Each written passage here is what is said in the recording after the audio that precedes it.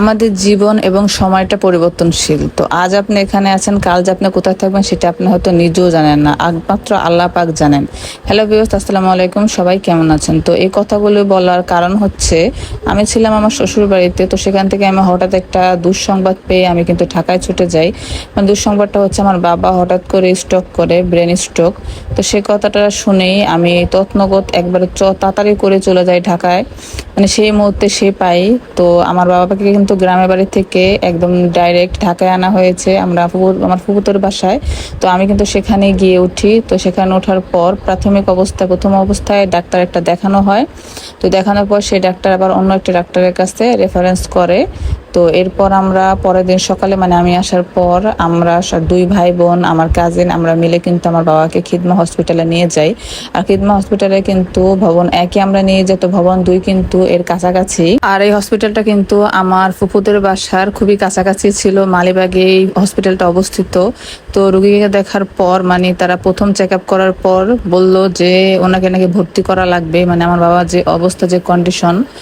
আর stroke করার পর কিন্তু পুরুষদের ডাইন সাইড একটা সমস্যা হয়ে যায় আর মহিলাদের হলো বাম সাইড। তো আমার বাবার ডাইন সাইডে হয়েছে, মানে তার ডাইন সাইড সম্পূর্ণ হাত পায়ে সমস্যা হয়েছে এবং মুখটাও কিছুটা সমস্যা হয়েছিল। এটা প্রথম অবস্থানের কথা আমি বলছি। তো আস্তে আস্তে কিন্তু আমার বাবা এখন বর্তমানে একদম সম্পূর্ণ সুস্থ আছে। তো হাতটা কিছুটা একটু বাকি আছে, তো সেটা আল্লাহর মতো ভালো হয়ে যাবে।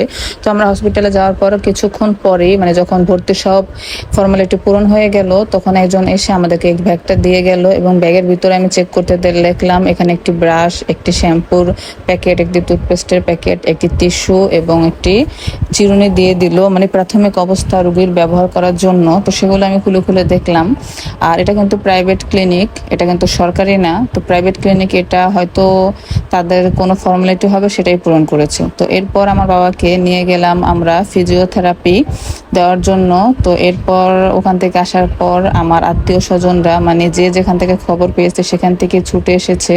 কেউ অনেকে এসেছে বাড়িতে এবং অনেকে এসেছে হসপিটালে। আমার মামা, মামি, মামাতো বোন, মামাতো ভাই, তারপর আমার বাবার একজন ক্লোজ ফ্রেন্ড, তো এই আঙ্কেলও এসেছিল।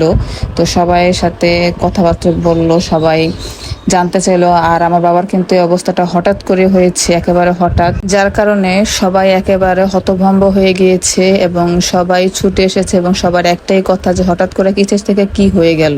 তো যাই হোক, এরপর কিন্তু আমার বাবার প্রতিটা মুহূর্তে মুহূর্তে, সেকেন্ডে সেকেন্ডে কিন্তু তারা চেক আপ করছে, সম্পূর্ণ বডি তারা চেক করছে।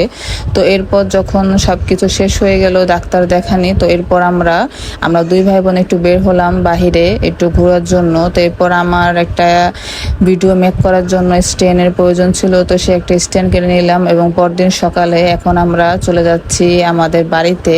আমার বাবার ডাক্তার দেখানো শেষ এবং ডাক্তার বলে দিয়েছে যে আরো 1 থেকে 1.5 মাস পর আবার এসে যেন তাকে দেখিয়ে যায়। তো এটা হচ্ছে ভিডিওটা অনেক আগের। তো বর্তমানে আমার বাবা আল্লাহর রহমতে এখন সম্পূর্ণ সুস্থ আছে, কিছুটা বাকি আছে আল্লাহর রহমতে, সেটাও সুস্থ হয়ে যাবে। তো সবাই আমার বাবার জন্য দোয়া করবেন, আমাকে সাপোর্ট করবেন, আমার পাশে থাকবেন এবং লাইক কমেন্টের মাধ্যমে জানাবেন। তো ভিডিওটি ভালো লাগলে অবশ্যই শেয়ার করে দিবেন। আল্লাহ হাফেজ।